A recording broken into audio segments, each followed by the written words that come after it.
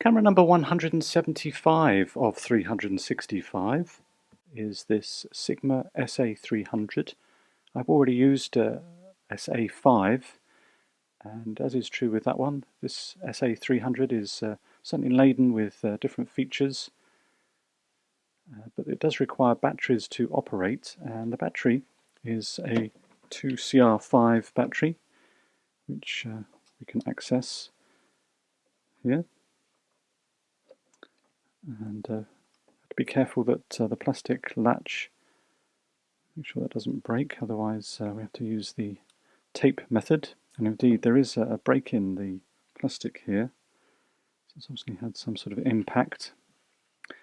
On the base we just have a tripod mount, and there's a little button there, or a little recess, where we have to use a pointy thing to rewind the film mid-roll.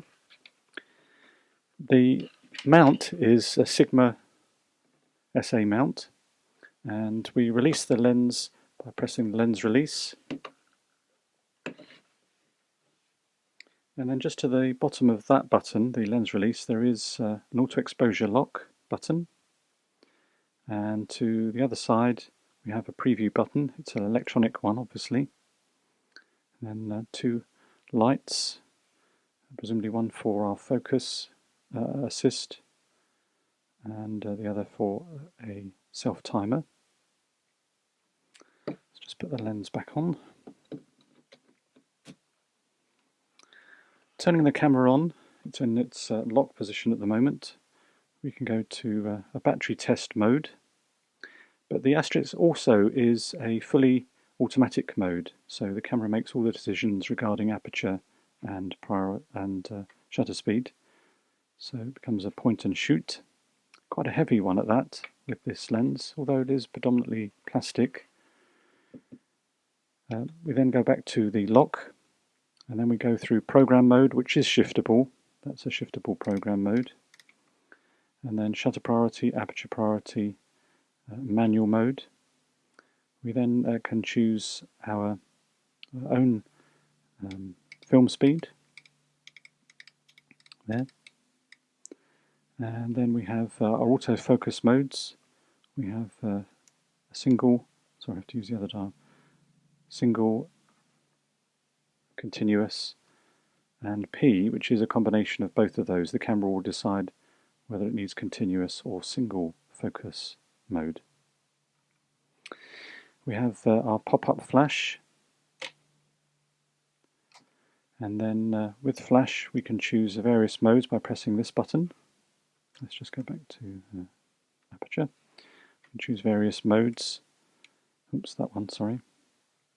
That's the trouble with this, these two buttons that have two functions. You have to remember which one controls which one. So when we press the button, the top one actually changes our metering mode to full segment and center spot. I think that's spot as well, but that's segment metering. And then the other dial changes our flash mode, red eye, and there are a couple of custom functions there, which are basically different functions that the camera has already made. So when they say they're custom, they're actually already pre-fixed. I think that one there is wireless mode, which is interesting for a camera of this age. Turning to the other button, we have exposure compensation and drive mode. So presumably that's single, that's multiple, that's a self-timer, and again a couple of other custom functions. Mirror up is included, which is a very nice arrangement there. Okay. We have a data back on this particular camera.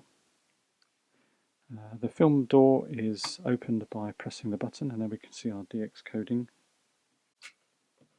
So it really is a feature-laden camera, and I won't be able to explore all of them, but certainly look forward to using the camera. So that is camera number 175 of 365.